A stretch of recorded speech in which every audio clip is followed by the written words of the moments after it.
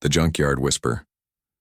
The sun was low in the sky, painting the clouds with orange and gold. A warm wind blew across the empty junkyard, making old metal sheets creak and whisper. Among the piles of rusted machines and broken cars, walked a teenage boy named Zain. Zain was 16. Every day after school he came to this junkyard looking for metal and parts to sell. He wore an old hoodie, torn jeans, and shoes that had seen better days. His hands were always dirty, his backpack always half full of screws, wires, or anything that looked useful. But today felt different. Zain stopped near an old, overgrown section of the yard he usually avoided. Trees leaned over it, and tall grass grew between the machines like nature was trying to hide something. He had passed by it many times, but today something pulled him in. A strange feeling in his chest, like curiosity, or a quiet voice calling. He stepped over a fallen engine block and pushed through some branches. Behind them, hidden under a thick net of vines and rust, was a strange shape. It looked like part of a robot or maybe a small spacecraft, half buried in the dirt. It was old, very old, not like anything he had seen before. What the? Zain whispered, kneeling down. He brushed the dirt away from the metal. It had no brand name, no number, nothing. Just strange faded symbols scratched into its side. His fingers touched a round piece of glass on its surface. It was cold. Suddenly, it lit up. Zain jumped back, heart pounding. The glass glowed a soft blue and a low humming sound filled the air. Then, it spoke. "Commander, is that you?" Zain froze. The voice was soft, like a whisper from a dream. It sounded tired, but also hopeful. "What?" he said, looking around. "Who said that?" The machine's lights flickered again. Its surface moved slightly as if waking up after a long sleep. "We've been waiting, Commander." Zain stared at it, confused. "You've got the wrong guy," he said. "But," the machine didn't stop. "Your presence matches the DNA of Commander Zor-El. Awakening protocols. Initiated." "Zor-El?" Zain repeated. "I think you're broken." The machine made a clicking noise like it was trying to speak more clearly. A small panel opened, and a thin,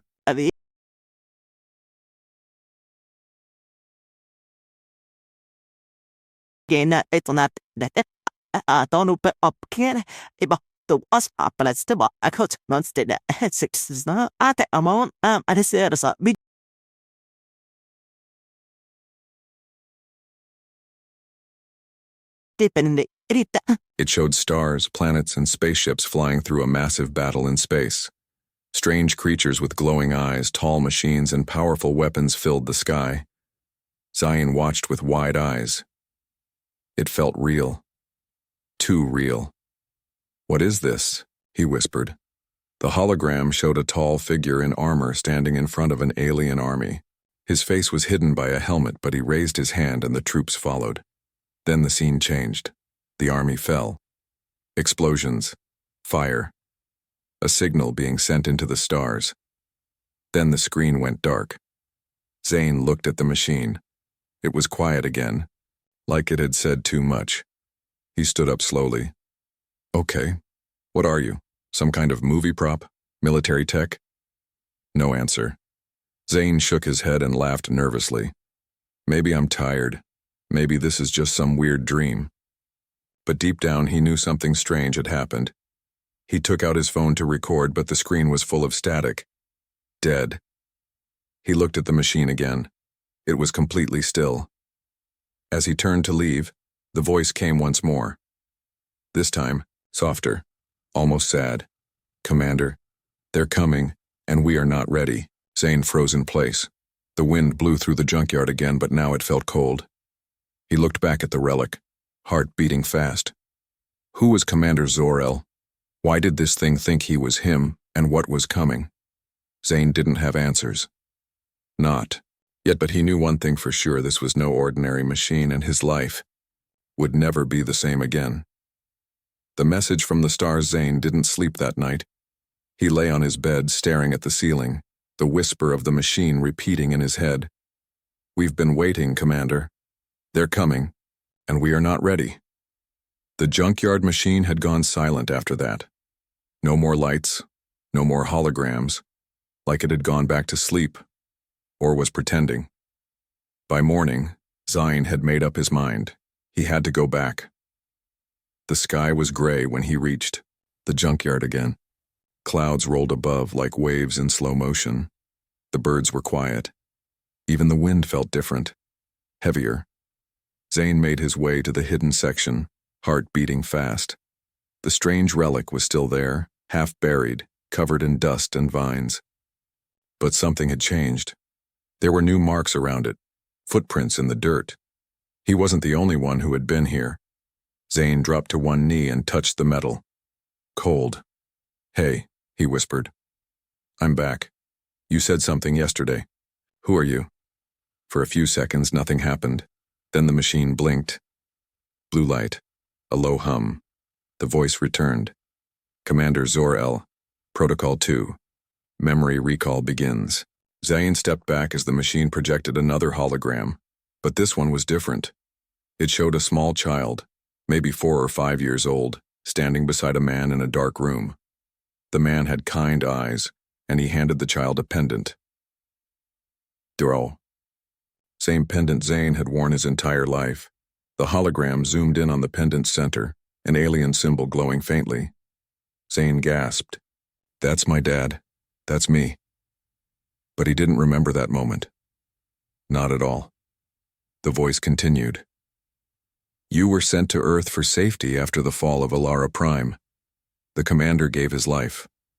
But his legacy was reborn."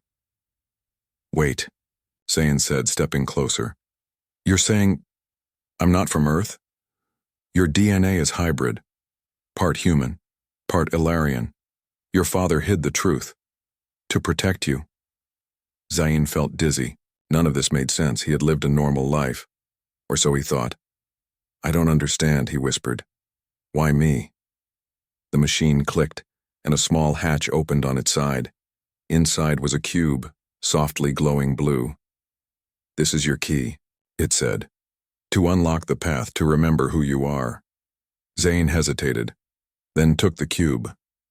Instantly, a shock ran through his body. Images flashed before his eyes.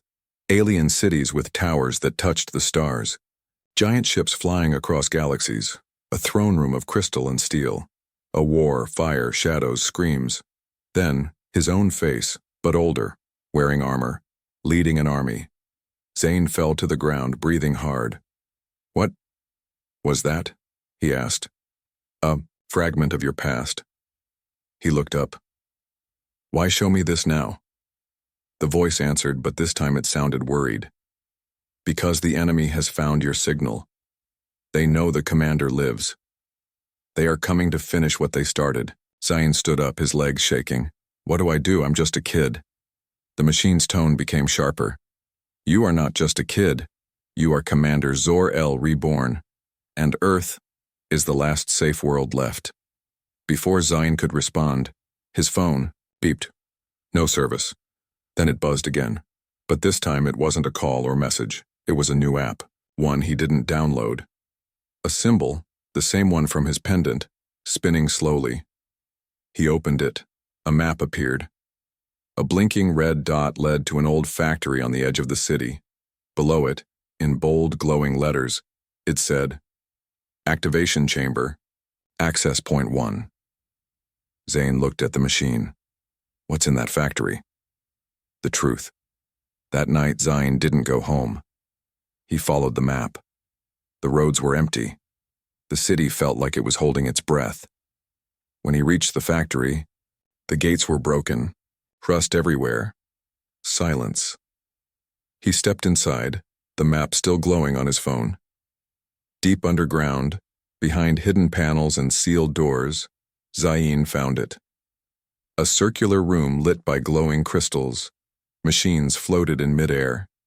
Symbols moved across, the walls like rivers of light. In the center, a chair waited. It was shaped for one person. He stepped forward. the cube in his hand humming softly. When he placed it into the slot on the chair, the entire room lit up. "Commander recognized," said a new voice, calm and ancient. "Final protocol. Ready." Zayn sat down. Suddenly his pendant glowed. His body tensed, and then he remembered more. He remembered flying through stars. He remembered his father's last words. "You must hide, but one day you must return." And now, that day had come. Back in the junkyard, the relic slowly folded itself closed. From far above Earth's orbit, something in the dark opened its eyes. A ship, silent, watching, waiting. And inside it, a voice growled in a deep, twisted tongue, "He lives. Prepare the hunters." The awakening protocol. The air inside the chamber had changed. It felt alive. The walls pulsed with dim blue light like a heartbeat. Strange whispers echoed around Zayn in a language he didn't understand, but somehow felt. The symbols on the walls moved faster now, reacting to his presence. He stood in the center of the room, his pendant still glowing faintly. The cube he had placed into the chair continued to hum, and with every second the room seemed to come alive more and more. Then the chair spoke again. Awakening protocol initiated. Syncing memory core with biological host. A sudden beam of light hit Zayn in the chest. He gasped, his eyes widened, and visions burst inside his mind. Flashes of stars, machines, ancient wars, and a name whispered again and again. Zor-El. Zor-El, commander of the Ilarian resistance. Zayn dropped to his knees. Sweat rolled down his forehead. His fingers clawed the ground. "What is happening to me?" he gasped. The machine answered. "The mind of the commander cannot be restored fully yet. Fragments will return over time." Zayn looked up. "I'm not him. I'm Zayn. Just Zayn." Silence. Then the voice said something strange. "Zayn is the name you were given. Zor-El is the name you were born with. They are not enemies. They are one." Zayn's heart raced. It wasn't just about saving the world anymore. It was about becoming someone else, or maybe becoming who he always was. The chair moved suddenly, sinking into the floor. A platform opened beneath it. A hidden passage. Zayn stepped onto it, and slowly it took him downward, deep into the earth. The temperature dropped. The air smelled cleaner, colder, like metal and lightning. Then he saw it. A hidden lab, filled with ancient alien tech, hovering drones, scanning crystals, armor stands, and sealed weapons that looked like they hadn't been touched in centuries. Floating in the center was a silver sphere. As he approached, the sphere scanned his eyes and pulsed. Core memory shard detected. Unlocking restricted archive. A massive hologram erupted in the air. This time it wasn't a war. It was a warning. A dark fleet moving through the stars. Planets falling. Cities burning. Alien soldiers in black armor walking over the ruins, and behind them, a shape. A shadow. Tall, powerful, with eyes like burning stars, the voice said one word: "The Devourer." Zayn stepped back. "What is that?" The machine responded, quieter this time. "He is the one who ended Alara, the one who seeks the seed of the commander. He consumes worlds to erase hope." Zayn's hands clenched into fists. "He's coming. Here, isn't he? Signal traces confirm. He is already watching." A small screen showed an image taken from Earth's orbit. An invisible ship, cloaked, hidden behind satellites. The enemy had arrived. Zayn looked around the lab. There were weapons, armor, strange gadgets, but he didn't know how to use any of it. "How am I supposed to fight him?" he asked. "I don't remember anything. I'm not a soldier."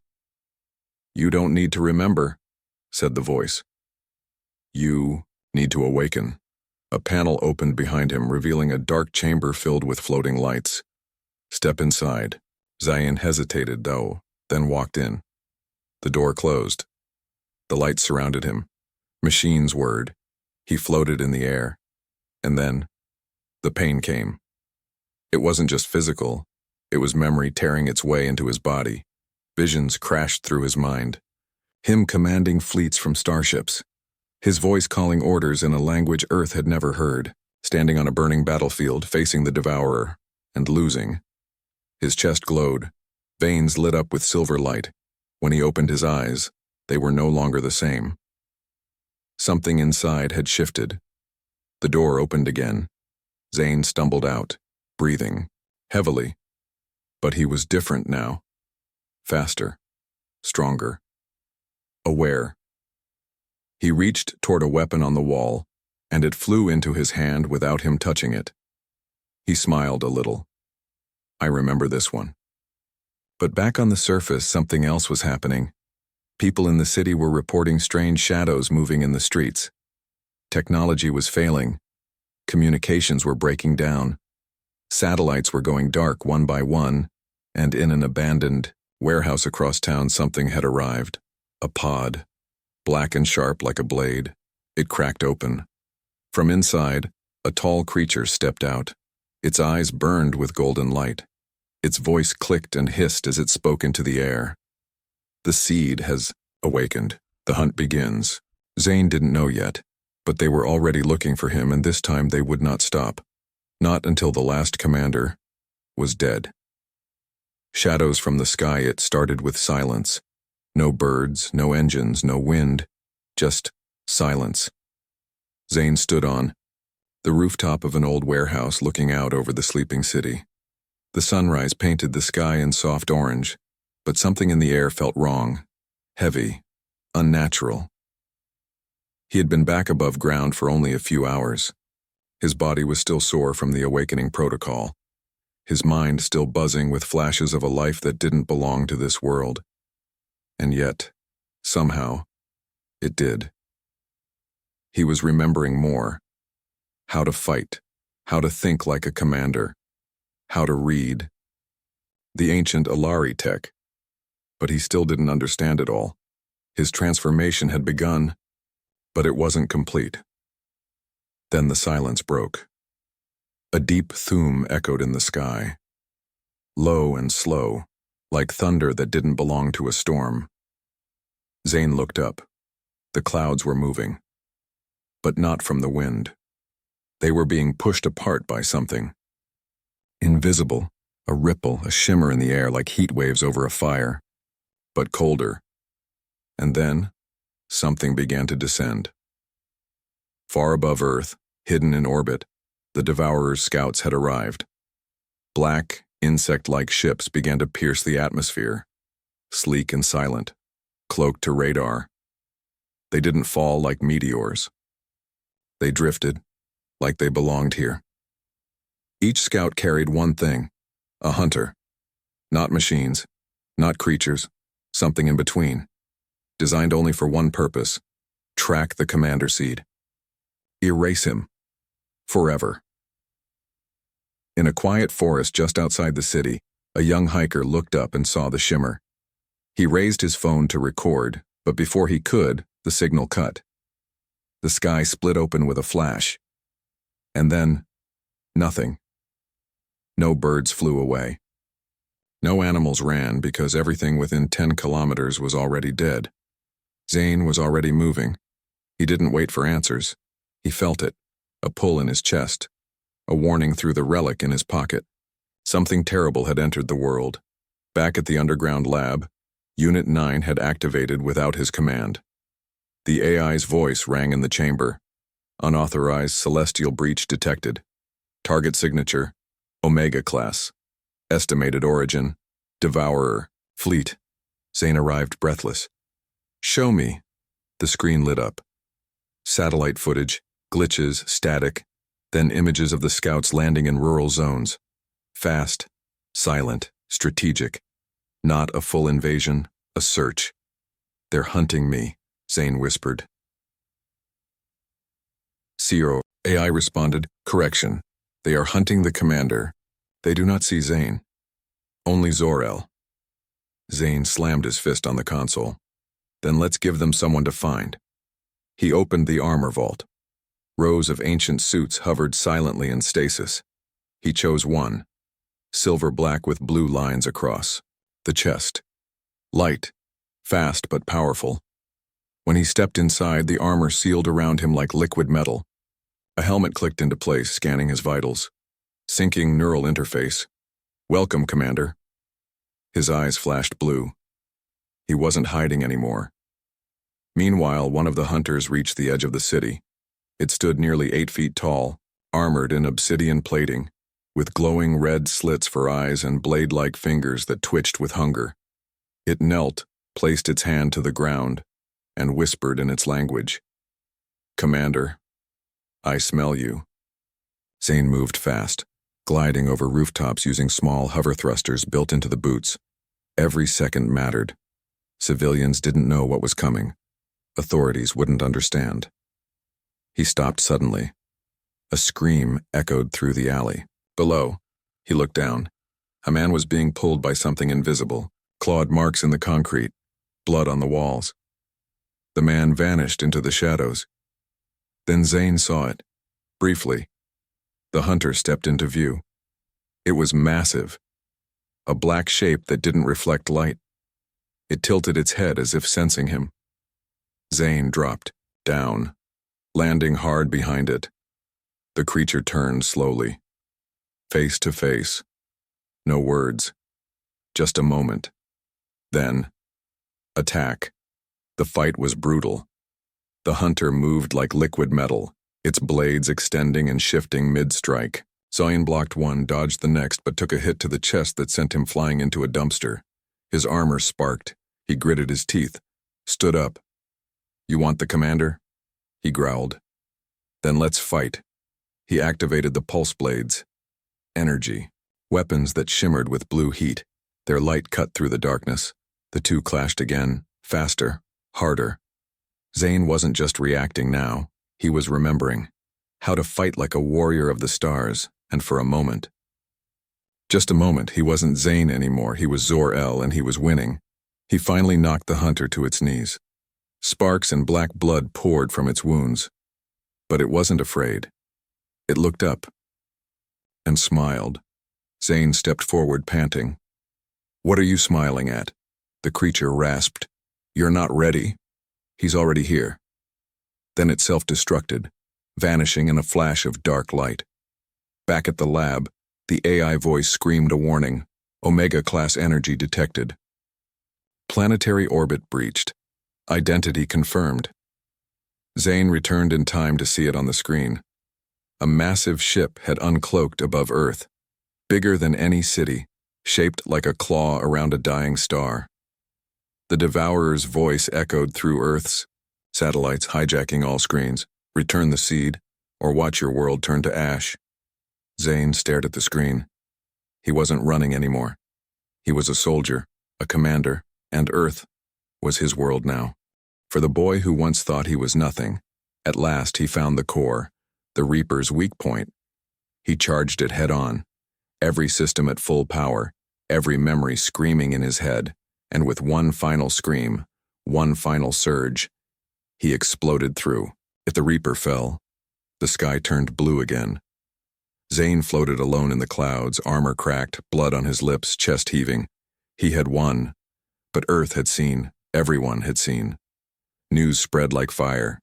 The commander was real. But was he friend? Or something else? Zane returned to the ocean base. As he removed his helmet, Unit 9 said, "You saved them. But they will fear you now." Zane looked at his reflection. His face was changing, his eyes no longer human. "Maybe," he said. "But fear is better than extinction." He walked into the shadows of the hangar, alone. Above him in orbit, the Devourer's full army began to move, and Earth had no idea what was coming next. The commander returns. The stars were falling. At least that's what people thought. Across the world, citizens looked up and saw streaks of red and gold in the sky. Glowing lights, burning trails, hundreds of them. But they weren't stars. They were ships, and they were coming for Earth. Zane stood alone on the command deck of the Etherean, floating high in Earth's upper atmosphere. Around him, his fleet waited in silence, battered but still burning with power. The ocean battles had cost them ships, drones, and lives, but they were still standing, and so was he. His armor was no longer just armor. It had fused with him, alive, responsive, adapting to his body like a second skin. Veins of light ran across his arms and chest. His eyes glowed with that same deep Ilari blue. He didn't even recognize his own reflection anymore. Unit 9 floated beside him, silent for once. They both stared out into space. A shadow was growing in the dark, larger than anything Earth had ever known. A world killer. The Devourer's flagship. More like a floating city than a vessel. Black as night. Wide as continents. Its engines were powered by the stolen cores of dead stars, and it was heading straight for them. Zane broke the silence. Any response from Earth's governments? Unit 9 replied, "They are afraid. They request your surrender, or your disappearance." Zane laughed once. "Cold. I just saved the planet. Fear sees power, not sacrifice." Zane nodded slowly. He wasn't angry. He understood. Because he was afraid too. Afraid that the boy named Zane was gone. Afraid that only Commander Zor-El remained. But there was no time to wonder. A signal pierced the silence. The Devourer was calling. Not to Earth. To him. Zane walked to. The center console activated the main array. The enemy's voice came through, deep, ancient, and calm. "You survived the Hunters. You defeated the Reaper. Impressive." Zane stood tall. "You're next. You are a child playing in your father's armor. You are not Zor-El. You are a copy. A shadow." Zane clenched his fists. "Then let's find out what a shadow can do." The enemy fleet entered Earth's orbit. Thousands of ships. One goal: wipe out the commander and turn Earth to ash. The Etherean responded, its core glowing brighter than ever. Zane's fleet rose behind him. Fewer in number but stronger in will. Zane turned to his forces. "This is it," he said. "Not just for Earth. Not just for Alara. This is for everyone who was silenced. For everyone who stood and fell." He paused. "For Zane. For the boy I used to be." And then he whispered the old Ilari phrase, the one from the dreams he never understood. "Until now. We rise from ruin." The battle exploded across the sky, above cities, above oceans, above clouds. The two forces collided. It wasn't just light and fire. It was history crashing into destiny. Zane fought like he had lived 100 lives, dodging, striking, commanding ships with a thought. Every memory, every fragment of Zor-El's legacy burned inside him now. Not as a ghost, but as part of him. And then he saw him. Kale, the traitor, his former brother in arms, still alive, still twisted, still loyal to the Devourer. Kale flew toward him through the battlefield like a missile, black armor trailing shadows behind him. They clashed midair, blade to blade, spark to spark. "Zor-El died," Kale screamed. "You're a fake." "I'm not Zor-El," Zane growled, blades crackling in his hands. "I'm something new." They fought across a burning ship, crashed, through debris locked in a battle not just of skill but of belief. In the end, Zane stood over him, bloodied and burning, his blade at Kale's throat. But he didn't strike. "You already lost," Zane said. "You just didn't know it." And he let him go. But the Devourer was waiting. The final battle took place in orbit just above the curve of the Earth. The Etherean docked with the Devourer's ship, punching a hole through its shield. Zane stepped inside, alone. The corridors were cold, made of living metal that pulsed beneath his feet, and at the end of the hall, on a throne of black crystal, the Devourer waited, a being of smoke and fire, shaped like fear itself. "You wear his face," it said. "No," Zane replied. "I wear mine." The fight shattered dimensions, reality warped, gravity broke, sound bent, but in the end, it wasn't power that won, it was will. Zane activated the pendant one last time, not as a weapon, but as a beacon. It pulsed through space, not just calling the Alari, but waking every ancient signal left behind. The forgotten, the fallen, the lost. And they answered. The Devourer screamed as the stars themselves turned against him. And then, silence. The ship cracked apart. Zane stood in space, floating alone, as pieces of the enemy fell toward Earth like glittering ash. He had won, but he had also changed. Too much. Back on Earth, people searched for him. Some believed he died in the explosion. Some believed he ascended. Some believed he never existed. But in a quiet junkyard, years later, a young boy found a piece of strange metal under a broken car. He brushed it off. It lit up softly and whispered, "We'll need you one day, Commander." The end. The forgotten fleet, the world was holding its breath. After the Devourer's message, Earth changed. People flooded social media with blurry videos, ships in the sky, creatures in the dark, whispers of invasion. Governments denied everything. Satellites malfunctioned. Reporters disappeared, but deep down everyone felt it. Something was coming and no one could stop it. No one. Except one boy. Zane sat inside the hidden lab, his armor scorched from the fight with the hunter. His hands trembled, not from fear, but from rage. He had seen what was coming. He had felt it, and he knew now. This wasn't just about survival. This was War Unit 9 hovered beside him, scanning. Core vitals stable. Neural fusion with Alarian tech, 72%. Zane didn't respond. His eyes were locked on the screen, where the massive Devourer ship hovered just outside Earth's lower orbit. It hadn't attacked yet. Why? What's it waiting for? Zane asked. Unit 9 replied. He seeks confirmation. He doubts you are the real commander. He fears waking what lies hidden. Zane looked at him. What lies hidden? The AI hesitated. Then a new file opened. Classified. Buried deep in the system. Title, Project Deep Memory, Last Stand of the Fleet. The hologram expanded, showing a map of Earth's oceans. A red marker blinked in the middle of the South Pacific, far from any known island. Zane stepped closer. What is that? The last fleet. Your fleet.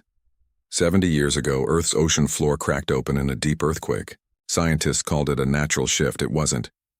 It was a crash landing. A fleet of ships from the Alari Resistance, led by Commander Zor-El, was hidden beneath the sea after the fall of Ilara Prime. Cloaked, buried, forgotten. Until now. Zane knew what he had to do. He boarded a stealth glider from the hidden hangar and set a course for the South Pacific. Clouds rolled below him like waves of fire as storms raged. But he didn't stop. His hand gripped the controls tight. His other hand held the glowing pendant. Below the surface, something was waiting for him. Not just weapons, not just ships, but answers. Hours later, he reached the coordinates. A vast ocean stretched below, calm. Too calm. He hovered for a moment. Then the pendant lit up, glowing brighter than ever. A circle of water began to sink. A perfect spiral. A portal. Zane dove in. The glider pierced the surface like a knife. He held his breath as darkness surrounded him, pressure rising. But then, light. Glowing towers under the sea. Giant silver arches. A massive dome of alien glass half buried in coral and rock. He had found it. The last home of the forgotten fleet. As he approached, defense systems activated. Dozens of dormant drones surrounded him. Lights flashed. Scanners passed over his armor and face. Then, a voice spoke. Not Unit 9 this time. A deeper, older voice. Commander Zor-El. You have returned. The dome opened. Inside, the scale was unimaginable. Massive hangars, sleeping, starships' armor chambers, barracks with holograms frozen in time. It was like walking through a ghost city. Every wall carried the symbol of Ilara. Zane stepped onto a platform, and the ships lit up one by one. There were hundreds, all waiting. "These ships are bound to your command," the voice said. "Your return has activated their cores." Zane turned slowly, taking it in. A fleet capable of defending planets. Hidden here, untouched while Earth moved on above, blind to what lay below. But something was wrong. Many ships were damaged, scarred, some missing entirely. "What happened to them?" Zine asked. The voice answered, heavy with memory. "A betrayal. One of your own led the enemy to us. The Devourer burned half the fleet, the rest fled into the deep. Our died." Zane clenched his fists. "Who betrayed us?" His name was Kale. "Once your brother in arms. Now." His shadow walks beside the Devourer. Zane walked through the hall of fallen soldiers. Names etched in a language Earth would never understand. He stopped before a final chamber. Inside was his ship, the Etherean, silver and black, shaped like a blade, engines like glowing suns.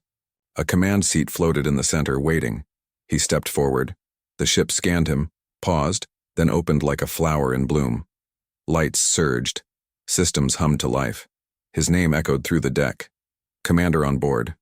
Zane sat in the chair. The walls came alive with stars.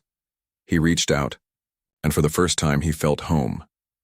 But above the surface, in orbit, the Devourer felt the shift. His dark throne pulsed with rage. One of his hunters kneeled beside him. The fleet breathes. The Devourer stood. "Then we burn it again." Back, on Earth, satellites exploded. EMPs surged. Skies darkened. And in the ocean above Zane's hidden base, the clouds split open. The enemy had found him. Dozens of hunter ships screamed toward the water. But this time, Zane was ready. He stood on the bridge of the Etherean, armor glowing, eyes bright. "Wake the fleet," he said. Unit 9 appeared beside him. "Fleet awakening in progress. Commander, your war has begun." Zane looked to the stars and smiled. See, last defense. The sky was on fire. All over the world, people looked up and saw it. The black clouds breaking apart like shattered glass. Through the cracks came ships, dozens of them, descending fast and without sound. Cities across the globe went dark. It wasn't a warning. It was the beginning. The invasion had started. Zane stood on the bridge of the Etherean, the last Ilari command ship now awakened beneath the ocean. Behind him, the rest of the Forgotten fleet rose from the deep like a sleeping army.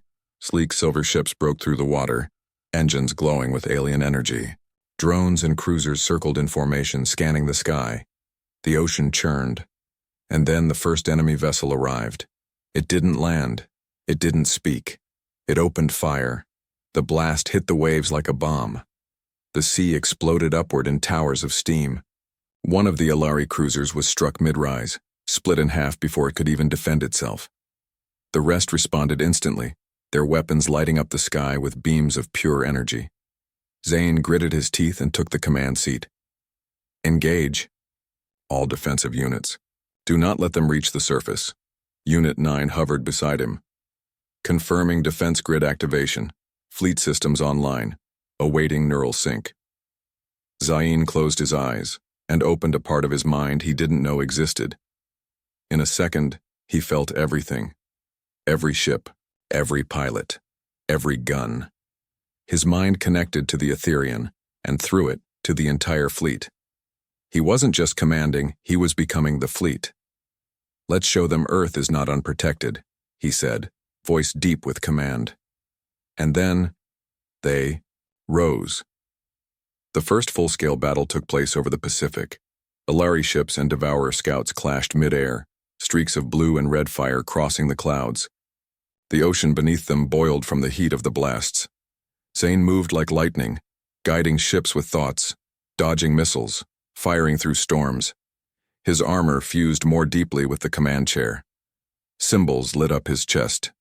His eyes, no longer looked human. He was something more. But as the skies burned, Earth below began to panic. News channels were hijacked. Videos of the battle spread across the internet. A blurry figure was seen at the heart of it all, hovering in a black and silver suit, wielding alien energy, commanding an army of ships. People gave him names. The Sky King, the alien commander, the enemy. Governments scrambled to respond. Some believed he was saving them. Others believed he brought the war. But one thing was clear. Zayn was no longer a secret. In a high-security military base in Nevada, generals watched the footage in silence. One of them leaned forward. "Do we know who he is?" Another replied, "We tracked him to an abandoned warehouse in East City. Name is Zayn Malik, 16. No criminal record, no known training." A third general muttered, "Then what the hell is he?" No one answered, because no one knew. Back in orbit, the Devourer watched with cold amusement. "The seed grows fast," he said. Kyle, the traitor, stood beside him, his armor twisted and black, his eyes hollow. "He's unlocking the legacy faster than expected," Kale admitted. "He's syncing with the old tech, learning." "Then we accelerate," the Devourer said. "Send the Reapers." Kale blinked. "But that? Do it." Kale bowed. "As you command." Back on Earth, Zayn floated above the ocean, his suit crackling with power. Dozens of drones circled him like a living shield. But even through the victory, something felt wrong. He looked to the horizon and saw the storm. Not weather, not clouds, ships. Thousands. Larger. Stronger. Each one shaped like a claw or a fang, and in the center, falling like a comet. A Reaper. Reapers weren't soldiers. They were weapons with minds 10 times the size of Zayn's command ship, built for one task, to erase entire civilizations. Zayn's throat dried. Unit 9 floated to his side. Reaper-class entity detected. Tactical odds, 7% survival. Zayn took a deep breath. Then we changed the odds. The Etherean rose higher, matching the Reaper's descent. They met halfway in the sky, above the clouds where no one could see and yet the whole world could feel the tremble. The Reaper spoke in a voice that shattered sound barriers. "You are not the commander. You are his shadow. You will break," Zayn answered with one word. "Try." The battle wasn't fair. The Reaper fired beams that split mountains. Zayn dodged, flew, returned fire. But even with the fleet, they couldn't hold forever. His armor cracked. His chest burned. But every time he fell, he rose again. Because he wasn't just fighting for his own life. He was fighting for Earth. For every human who didn't understand what was happening.